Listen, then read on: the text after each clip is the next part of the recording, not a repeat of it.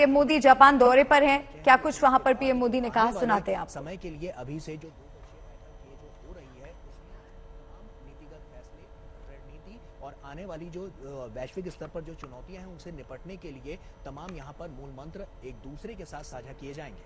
बिल्कुल, और सबसे अहम बात गौरव यहाँ पर ये है, क्योंकि हम कहते हैं ना कि किसी के जाने के बाद उसकी जो विरासत है वो आगे सौंपी जाती है, तो हम देख सकते हैं कि फुमियो किशिदा को शोकातुर अनुभव कर रहा हूं, क्योंकि पिछली बार जब मैं आया तब अबे शांत से बहुत लंबी बातें हुई थी और कभी सोचा ही नहीं था कि जाने के बाद ऐसी खबर सुनने के नौबत आएगी।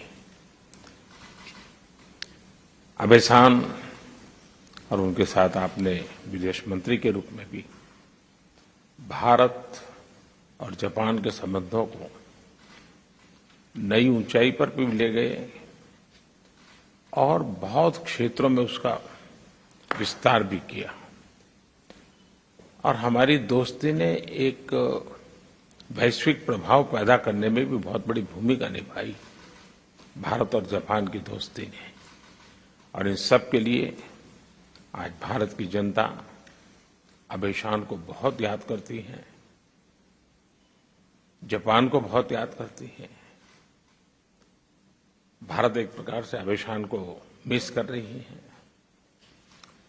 लेकिन मुझे विश्वास है कि आपके नेतृत्व में भारत जापान संबंध और अधिक गहरे होंगे और अधिक ऊंचाइयों को पार करेंगे, और हम विश्व में समस्याओं के समाधान में एक उचित भूमिका निभाने के लिए समर्थ बनेंगे, ऐसा मेरा पूरा विश्वास है। तो प्रधानमंत्री नरेंद्र मोदी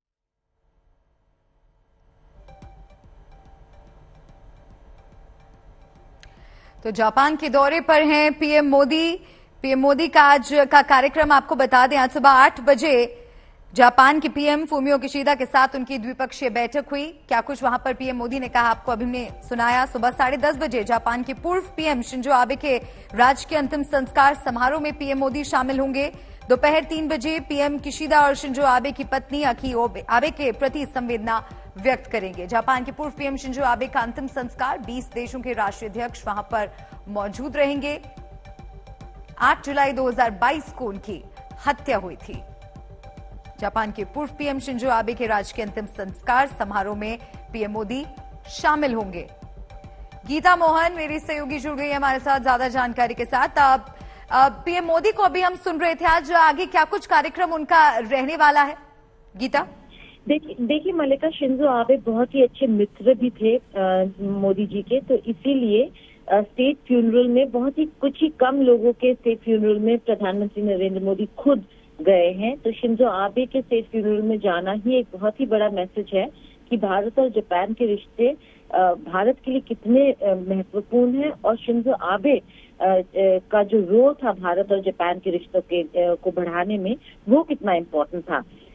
अभी बायलैटरल मीटिंग्स शुरू हुए हैं, इसके बाद वो स्टेट फ्यूनरल को अटेंड करेंगे जो शिंजो आबे का स्टेट फ्यूनरल होने वाला है, और फिर शिंजो आबे की बीवी आइकी आबे से भी मिलेंगे और शोक व्यक्त करेंगे।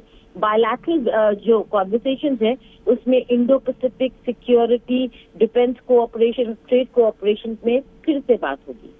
बिल्कुल गीता, और शिंजो आबे को भारत और जापान के संबंधों को मजबूत करने वाले जापानी प्रधानमंत्री के तौर पर याद किया जाता है, और भारत ने आबे के सम्मान में 9 जुलाई 2022 को एक दिन के राष्ट्रीय शोक की भी घोषणा की थी।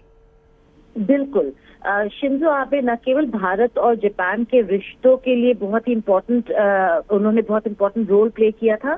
क्वाड मीटिंग्स, यानी कि क्वाड का जो आर्किटेक्चर है उसको बनाया ही शिंजो आबे ने था, और उन्होंने कह दिया था कि भारत बहुत इम्पोर्टेंट है इस इंडो पैसिफिक आर्किटेक्चर में। क्वाड में भारत का रहना बहुत जरूरी है, वरना कोई भी सिक्योरिटी आर्किटेक्चर इस जगह, इस पूरे रीजन में कामयाब नहीं हो सकता। तो भारत और जापान के रिश्ते और भारत को एक बहुत इम्पोर्टेंट रोल में देखना शिंजो आबे का ही एक बहुत इम्पोर्टेंट विजन था, जो आज आप देख रहे हैं क्वाड के तौर पर।